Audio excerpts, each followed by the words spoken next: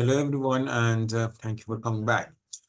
Today, we will continue the concept of SVM by studying the concept of non-linear SVM. We explained about linear SVM, but today we want to see another type of SVM, which is called non-linear.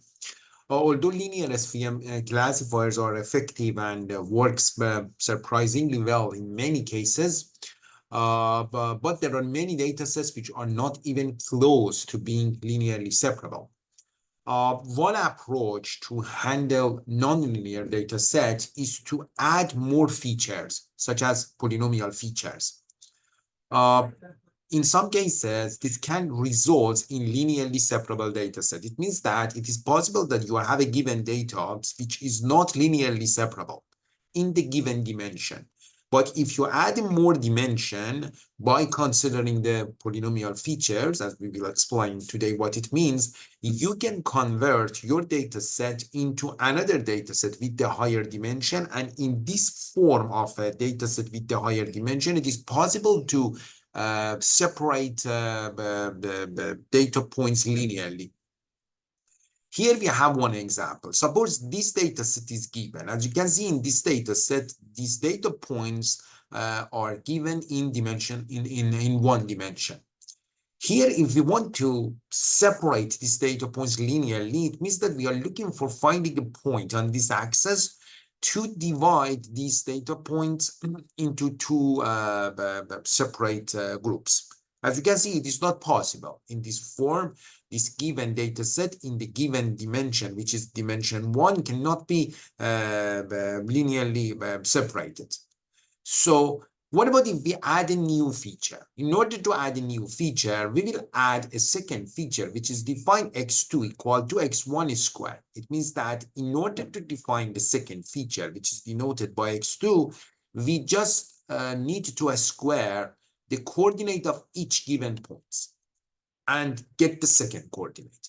If you square the coordinate of each given point and get the second coordinate, and after that, put these points on a new diagram with two dimensions, as you can see, now we will reach to these data points.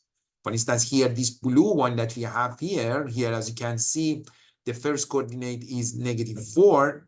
And if you square it, you will get 16. Therefore, here for this point, when we plot this point on two-dimensional axis, here, as you can see, we have -460. Same story for another points.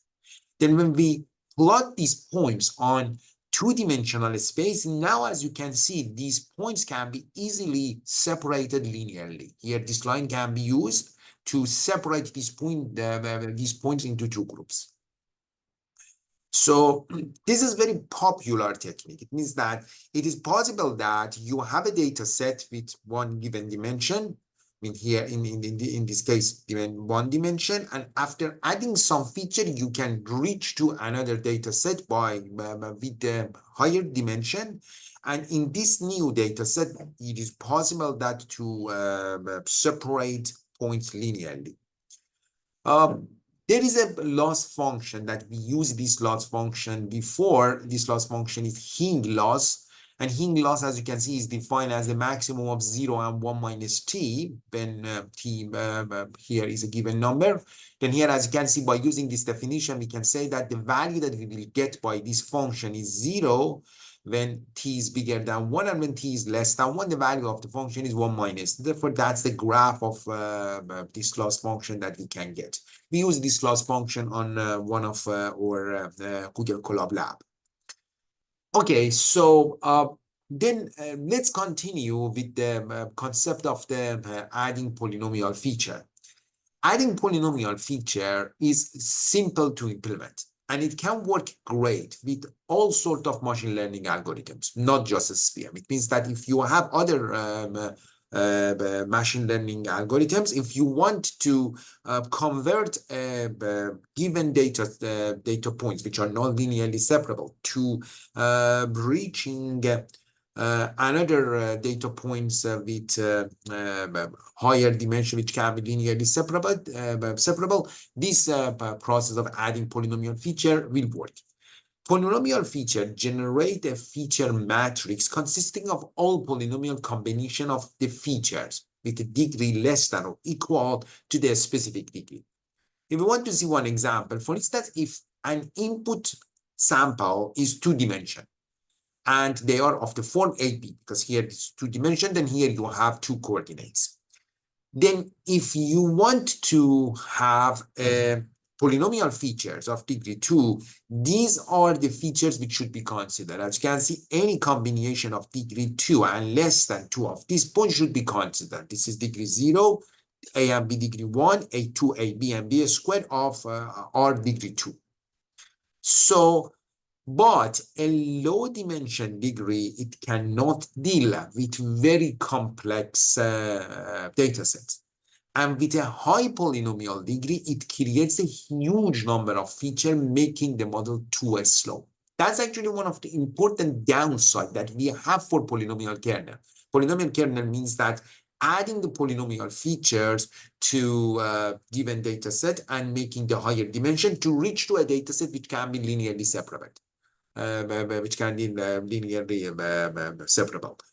This is important to understand that if we want to follow this method, although it works for all type of machine learning algorithms, it is possible that if you consider just the low degrees, it means that, for example, just polynomial degree 1, degree 2, degree 3, it won't work on complex data sets.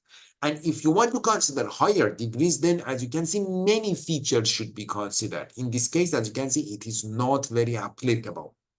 Here we have one example. We have SVM for making moon polynomial features of degree 3. Then here, as you can see, we are adding this, and then we get this case.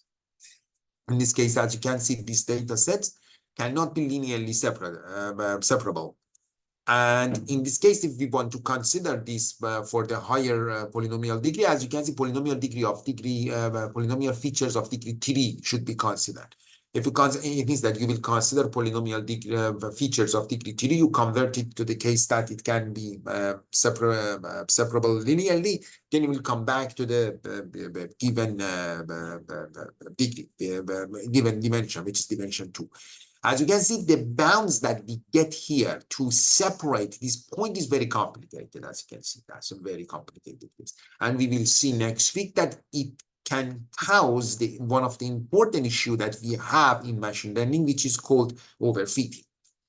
So then, although polynomial degree works very well, although polynomial features work very well, but it can cause very unnecessary complexity. Therefore, people prefer to have other techniques for nonlinear SVM.